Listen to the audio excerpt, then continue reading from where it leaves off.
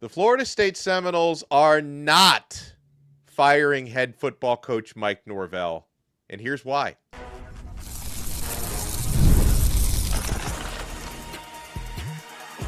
You are Locked On ACC, your daily podcast on the Atlantic Coast Conference. Part of the Locked On Podcast Network, your team every day. After FSU's loss to NC State, thank you, Kenton, I didn't think we would be having this particular conversation. I thought, and I'd heard some rumblings that Norvell was going to need to go at least 7-5 to keep the job. That became mathematically impossible with the loss to NC State. Thank you so much to the everydayers for making Locked On ACC your first listen. We're available wherever you get your podcasts. We're on YouTube. We're part of the Locked On Podcast Network, now the #1 sports podcast network. And tonight's episode is brought to you by Game Time. Download the Game Time app, create your account, and use code LOCKEDONCollege for $20 off your first purchase. We will go through the very confusing ACC championship game scenarios, pure coastal chaos.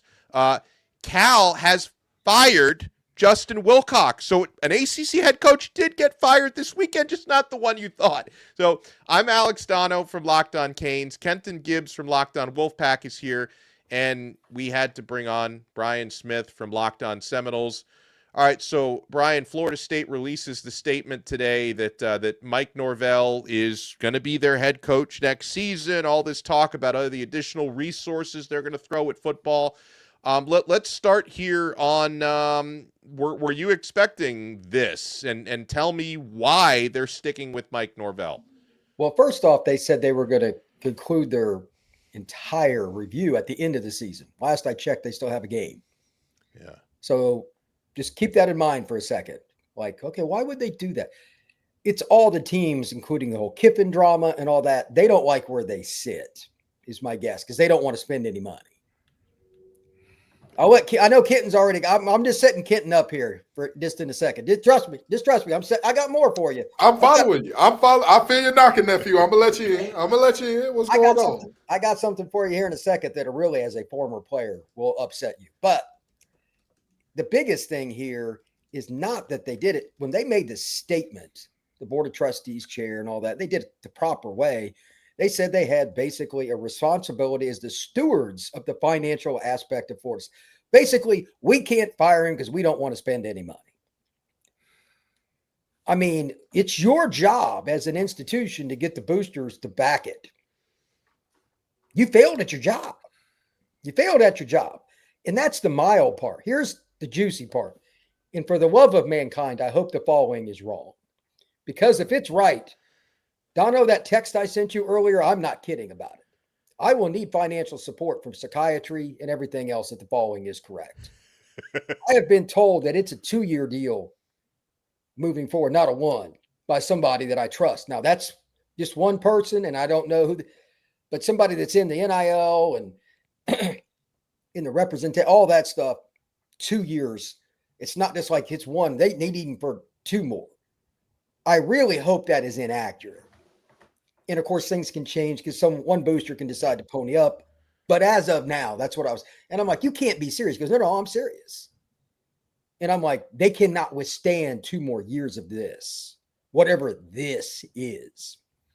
Donno, I mean, you hate Florida State. You're a Miami guy, but I know you understand the business side. This isn't even sure. Miami. Because you need Florida State to be good to improve your ranking and all that. Oh, absolutely. And the ACC, it's so much better for the ACC when Florida State's good. Yeah. I don't. Here's the thing that blows me the most about hearing these things. First of all, the statement in general is ludicrous based on the fact that there was, hey, we are going to do a thorough audit of every part of the program at the end of the season. You don't know how this Florida game is going to go. As much as we all want to say, oh, yeah, they're going to play Florida tough. Are we sure of that? As much as we want to say Florida is a rudderless ship with no head coach, I can tell you as a alum of a team that lost to a head coachless team, it is the Ichabod Crane teams seem to find their way to play hard every now and then. Yeah. And if you get blown out in that one, what do you then do? What do you then say to your boosters? What do you say to the fans? What do you say to say, hey, please come back next year?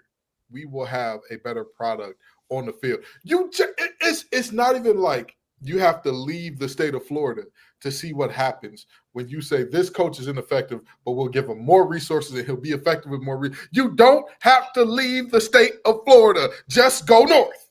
Go a little bit north, and you will see that they said, oh, we're going to buy him out. We're going to get rid of him. No, we'll use the buyout money to support him. And what happened with that guy up in Gainesville? What happened with him?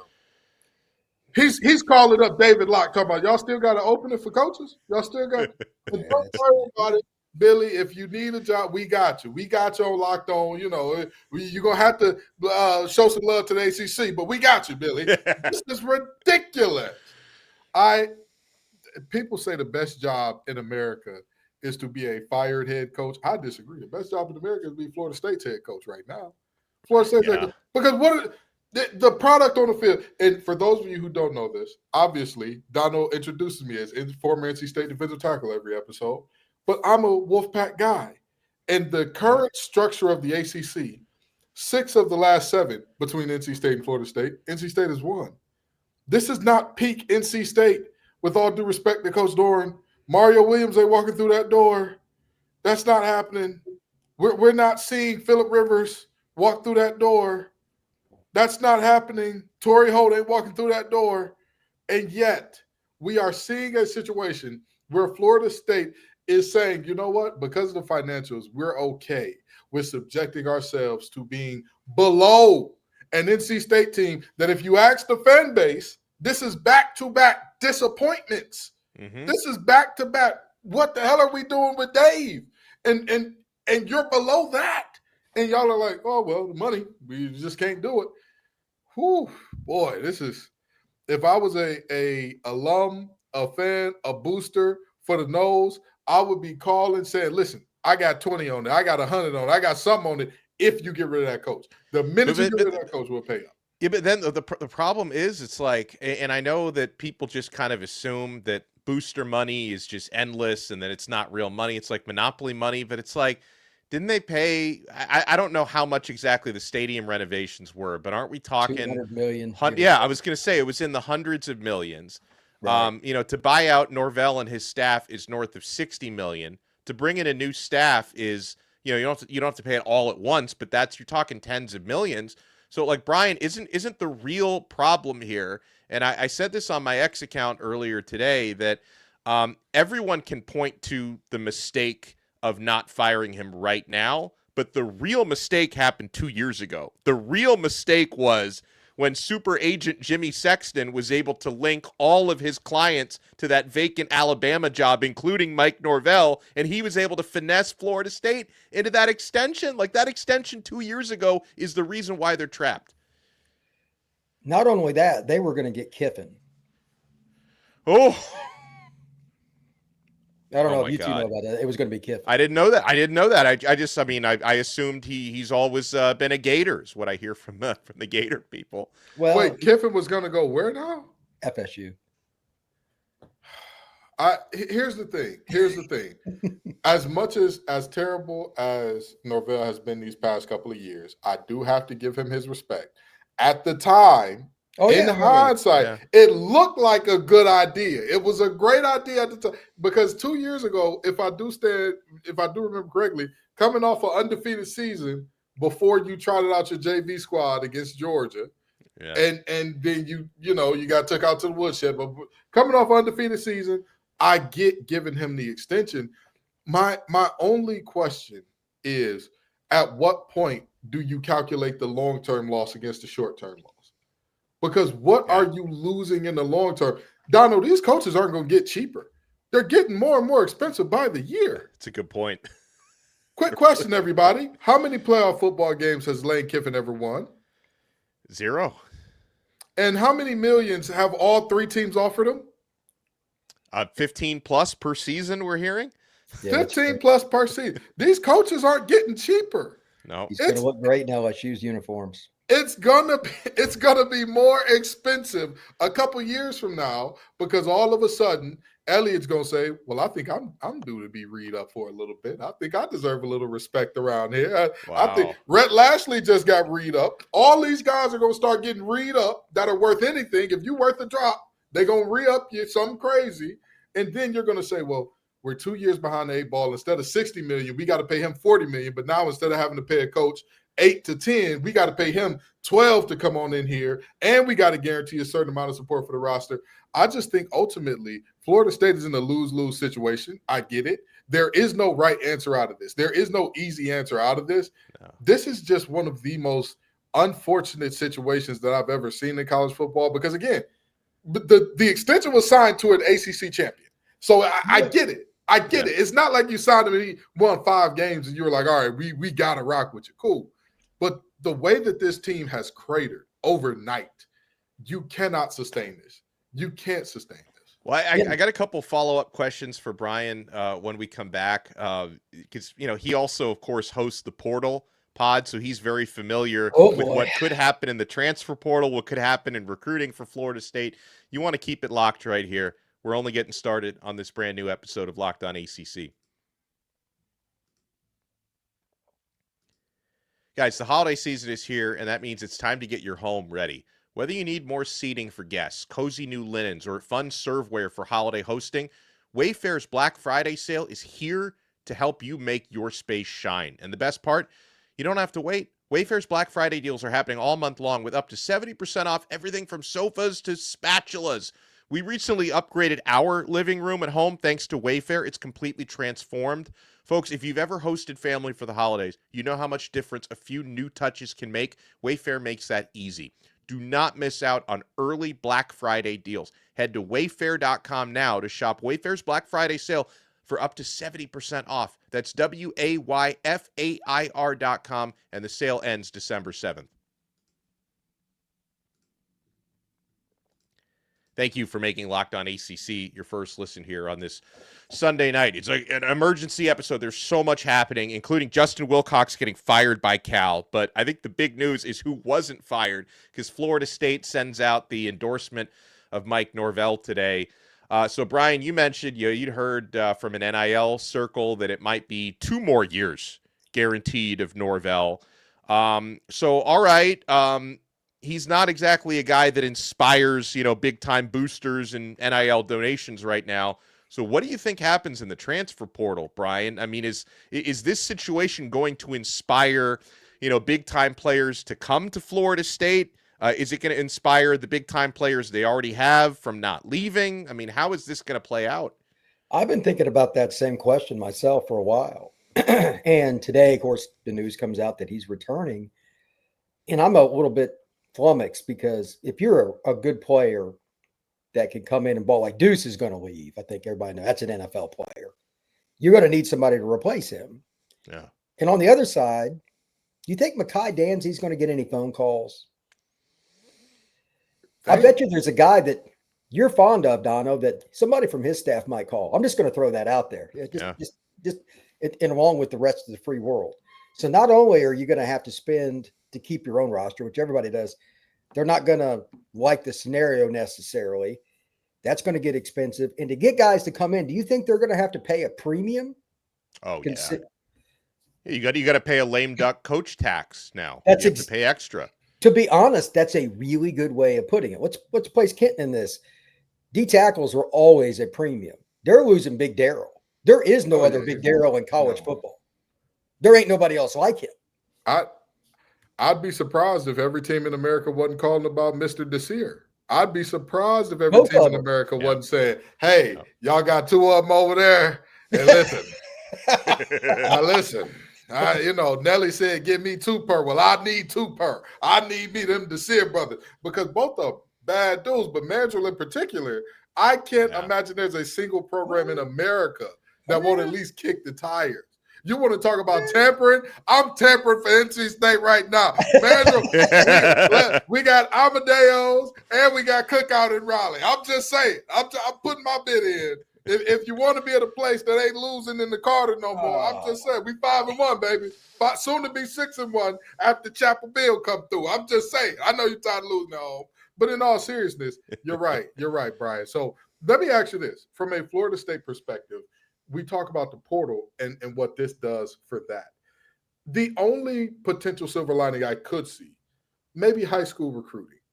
does the keeping of Norvell, do you think that helps Florida State's high school recruiting in the short term in terms of maybe keeping a class steady? Or is this like you tell us, what does their high school class currently look like? And is it worth it to you to say, yeah, it makes a little sense to keep them with this coming in? It's a top 15 class by any metric.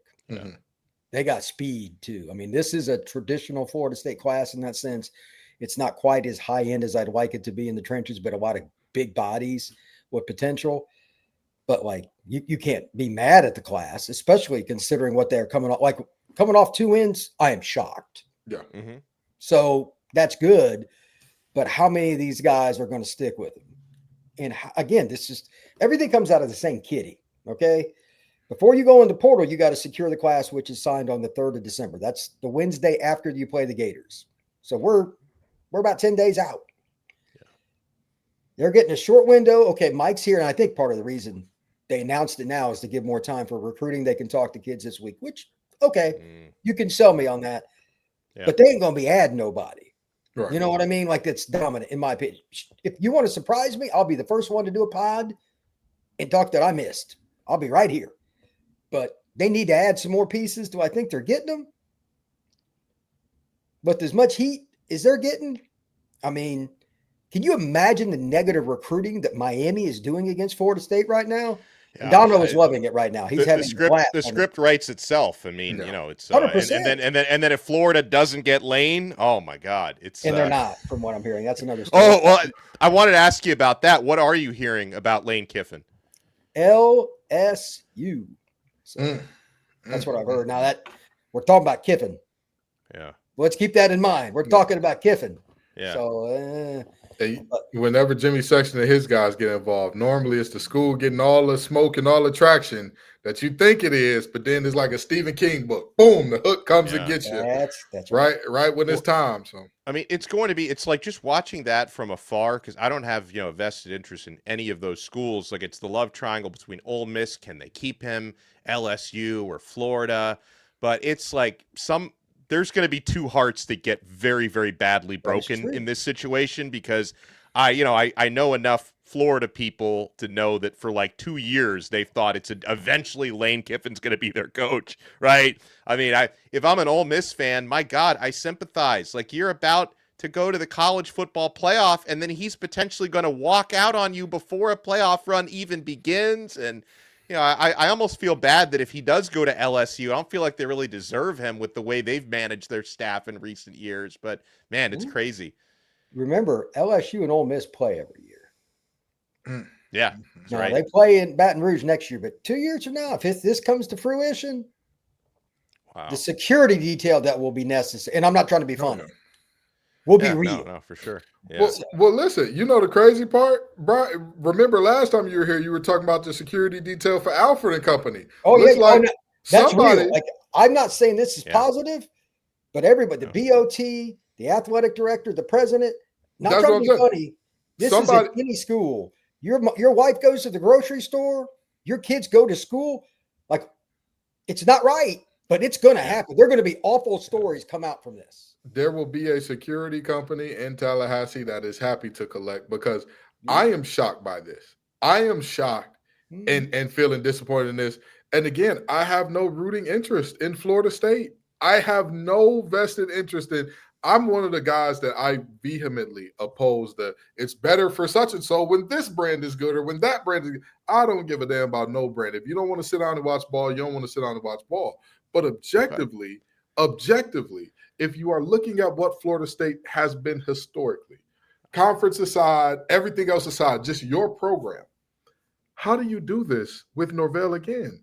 Again, I give him all of his honor and respect for winning a championship. And if he was at a place, with all due respect, like a Georgia Tech, and he takes you to an ACC championship, and then he has a couple of years like this, you give him the mulligan.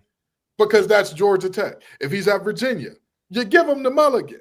You give him, hey, it is what it is. If he's at Wake Forest, you give him the mulligan. Florida State is not the type of school. Florida State used to be, I got to take them out my list now, used to be in that 15 schools that 8 wins a year ain't enough. Apparently 5 is enough. This is craziness. It feels like a bizarre world moment, man, because and to see that Cal is saying, no, we need better. We demand better. And this is the interesting part about the finances, Donno. Cal is in a deficit. Everybody knows they're in a deficit. That's right. Financially. Yeah. Everybody knows that they're. That's true, but at the same time, Wilcox's buyout was under $10 million. But they are already in a deficit. But his buyout is like $50 million less than Norvell's buyout. I agree. I'm just saying, when you talk about the financials, what do the optics look like when you are a school that brings in probably anywhere from 8 to 9 figures every year, and then you've got another school that's not touching that same type of, that's literally taking a reduced cut from the conference that you said my cut is too small, and they're like, oh, forget this coach ain't doing it, he got to go. Yeah. Well, so, and on Justin Wilcox for a second, the angle that I want to ask Brian about is with Justin Wilcox getting fired, Cal just got blown out by Stanford, which is never good. Now, that was actually the first time Wilcox lost to Stanford, so it's like, it only had to happen once for him to get fired, but they started the season 5-2. They're 6-5 now. Cal has been so inconsistent. They've never had consistency under Justin Wilcox, but with him getting fired on Sunday, there's going to be a feeding frenzy for Mr. JKS, Jaren Keave Sangapulatele, the star freshman quarterback of the Golden Bears. I mean, Brian, you would imagine there's going to be some big-time programs out there that are probably already calling JKS. I imagine they were calling him throughout the season because, by game 3, you're like, that kid's a freshman? He was making back shoulder fade throws that NFL guys are like, you know what, that was a good throw. No fear, bro. No fear. Like, he has just got a natural throwing motion. And I ain't trying to say it just because he's lefty or he's from Hawaii. There's a certain guy that played at Bama that now plays in South Florida. He reminds me of. That's the throw. I mean, the throwing motion's the same. You can tell he took after Tua. That's the way it reminds me of. Yeah, I'm sure that's going to be interesting. Whoever the next head coach is, they need him hired already because that's a small window. You better be there now. And I don't know how his contract's settled with Cal. And I'm sure he was compensated, but you don't think Oregon's not going to make another run at him?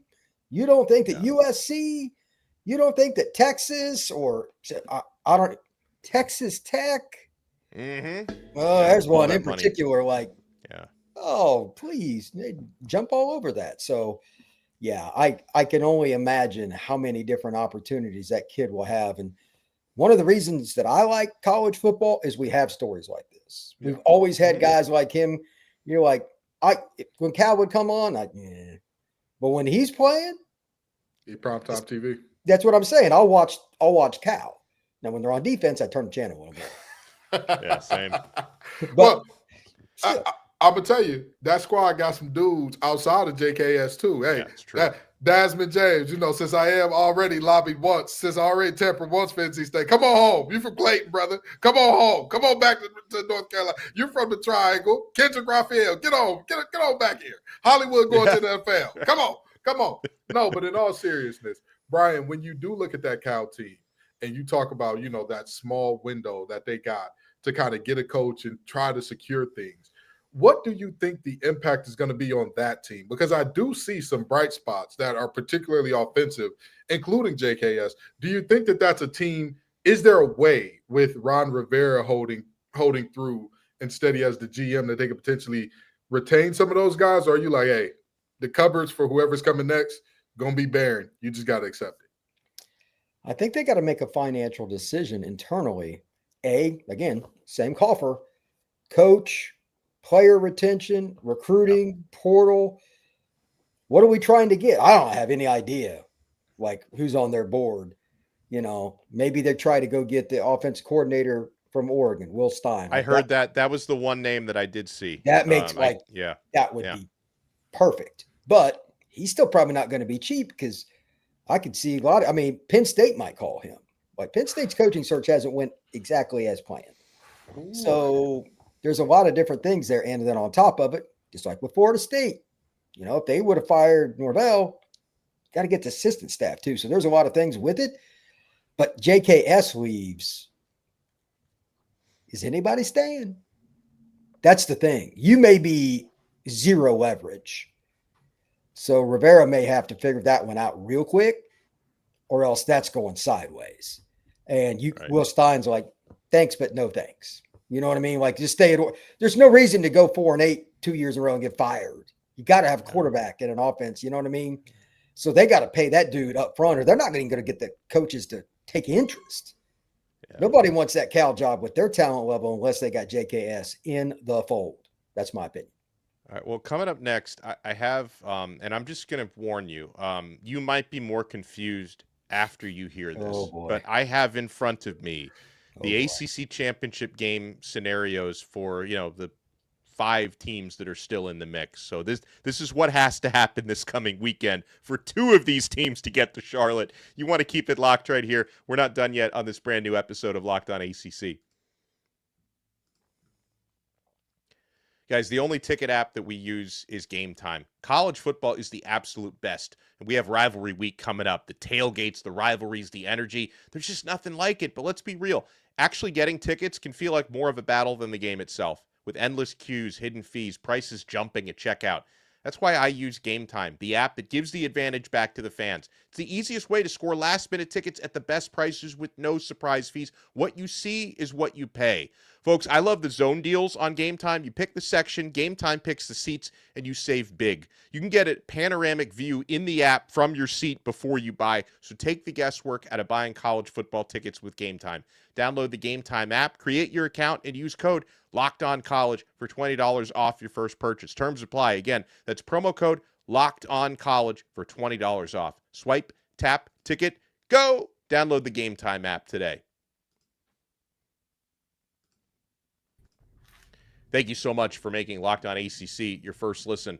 All right, so Georgia Tech, all they had to do, and listen, not saying it was easy, but all they had to do was beat Pitt, and they could have punched their ticket to the ACC championship game. Instead, the Pat Narduzzi rope-a-dope worked, right? He took a bye week against Notre Dame. He said it's okay if we lose by 100. They almost did.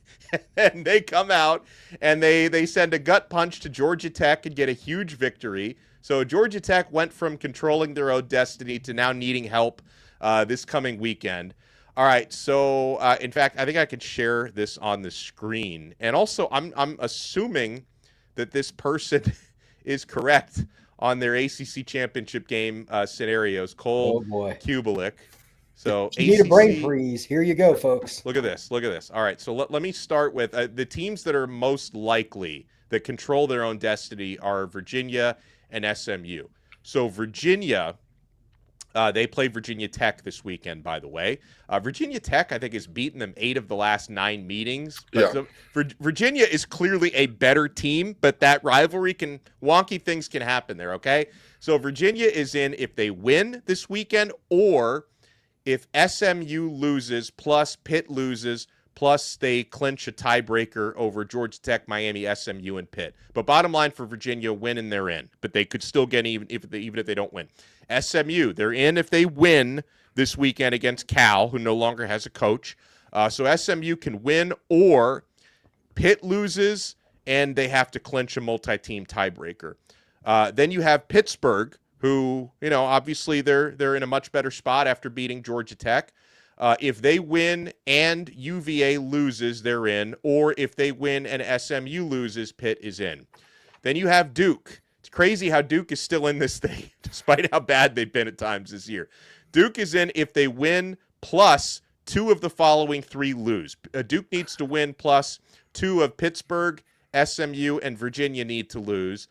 Miami is still in this thing somehow. They have multiple scenarios. If Miami wins, they play Pitt, which won't be easy. If Miami wins plus UVA loses, plus Duke loses, plus SMU wins, or Miami wins plus SMU loses, plus Duke loses, and then you have a multi-team tiebreaker. Or if Miami wins plus SMU loses, plus UVA loses, and then you have Georgia Tech. Georgia Tech gets in. And they have a non-conference game this weekend against Georgia. No effect on the championship game, so they have to rely on others. If Pittsburgh wins, UVA loses, Duke loses, and SMU loses. Or Miami wins, SMU loses, Duke loses. Or Miami wins, SMU loses, and UVA loses. So I'm done speaking, fellas. Anyone who wants to jump in on this, feel free. You know, everybody and their mama needs some help now. All because teams couldn't just do their job when it was win and you're damn in. Georgia Tech. Yeah. Brent Key, I believed in you all year long. I was the one riding the Georgia Tech train. Saying, oh, yeah, this is their year. They're going to do it. They're going back for the first time since Paul Johnson was there. They're going to do it. And what do? They get out there and piss down their leg against Pitt and NC State, allowing 200-yard rushers in both games. Yeah. Coach Key, what's going on, baby? They didn't look like they belonged on the field. And the 200-yard rushers they allowed were both running backs. They're back. That's the both. Like, it wasn't Hollywood Smothers or Des Reed. No. And the Pitt guy is a freshman. Yeah. He's a kid from the Villages, Florida, if I remember right. Yeah. I'm Georgia Tech. What do you do? Now we got to do all this topsy-turvy, upside-down Vecna nonsense where we don't know what's going on. And we got to hope that the rabbit ain't pulling out the clock and that we don't got to hear beware the Bandersnatch and all that. What's going on? What's going on, Donno? Now, let me ask you this, Donno. Do you believe that your Miami Hurricanes have a chance to actually make this thing at this point with all the help that they would need? I do. I don't rule anything out in the ACC. Like how? Right. I mean, you expect me honestly, if Miami ends up going to Charlotte, I would be like, okay, that's just how it. Now, I don't think it's a guarantee that Miami beats Pitt. By the way, that's going to be a difficult game this weekend, and it's on the road. It's a noon game, which may be good because it's not going to be as cold at noon. But like, that's not an automatic win. But if Miami beats Pitt, getting the help that they need would not surprise me in the least because the ACC is going to ACC. Yeah. This is what happens when you let the Coastal be in charge. We need some Atlantic order around this thing. Yeah. Florida State and Clemson, this is all y'all fault. We need Atlantic order. Well, the way Florida State's administering everything, you better depend on Clemson. Yeah. This is tough. And by the way, as a side note, it's ironic that the only teams that control their own destiny are Virginia and SMU. If either of those teams gets into the college football playoff, I mean, especially Virginia, I think at least SMU's been there. They didn't do so well last year, but at least they've been there. But either of those teams, especially UVA, gets waxed. Here's the thing. I actually think UVA has a better chance of giving somebody a good game than we give them credit for. Hear me out. Okay. Okay. It's about the style of play that they have. They have won the line of scrimmage a lot more than people would think. When Chandler Morris joined that team, everybody imagined they go to this air raid and they just be airing it out everywhere. I don't think Chandler Morris has 4,000 yards on the year. I don't think he's going to scratch it, even if they win multiple playoff games. They have done it through running the ball and defensively just holding on to the rope. Obviously, they've got a lot of breaks that have gone their way. They haven't had the toughest schedule. Even when they lost to NC State, it didn't count as a conference game, which, by the way, first game of the football season next year in Brazil against NC State will count. Let's go. As an ACC game. But this is can I petition the ACC to remind them that when Miami lost to Louisville, that was a non-conference game. Can we do that? Can we retroactively make that a non-con game? Unfortunately, Donno, it don't work like that. It don't work like that, man. But it is a situation where I think Virginia has a better shot because they're extremely physical. And we all know, if you got Kevin Jennings on your squad, magic can happen at any moment. Sure. You could say, oh, well, defensively, Wacoby and company haven't done their part, and they've been very suspect. You got Kevin Jennings. And he has shown at times. I challenged him in that offense in the beginning of the season. Can Kevin Jennings be the type of guy that you win because of, not just you win with? And he's shown up. Yeah, so he has. Virginia, they run the ball better than expected. They're a lot better at clock control than expected. I think they've got a shot if they get the right matchup. Now, they get the wrong matchup, y'all are right. It's going to be belt to behind. But if they get one of these teams that shouldn't be there, if Texas find a way to beat Texas A&M and sneak on in, and that's the first rounder, they might get an upset. Because I don't believe in Texas at all. I think that's a horrible team, if I'm being honest. I agree. But, all it takes is just that little bit of a little bit of something just to get them over. But again, on paper, they don't stand a chance. But on paper, they didn't stand a chance in the ACC this year, Brian. And now they're going to Charlotte, potentially. Yeah, that's because the ACC stinks right now. That's more than anything else. We'll leave it at that. Huge thank you. We can't thank Brian Smith enough for providing us some shocking clarity on the Mike Norvell era. Mike Norvell, at least through 2027, maybe. We appreciate that. Make sure you check Brian out at Locked On Seminoles and on the Portal Pod. He does a great job on both of those shows. Make sure you check Kenton out alongside Grayson Boone on Locked On Wolfpack. Check me out at Locked On Canes. Between talking about playoff scenarios and ACC championship game scenarios, I don't feel like I have enough math training to qualify me to talk about some of this stuff. But here we are. We'll talk to everyone again next time on another episode of Locked On ACC. We are part of the #1 Locked On Podcast Network, your team every day.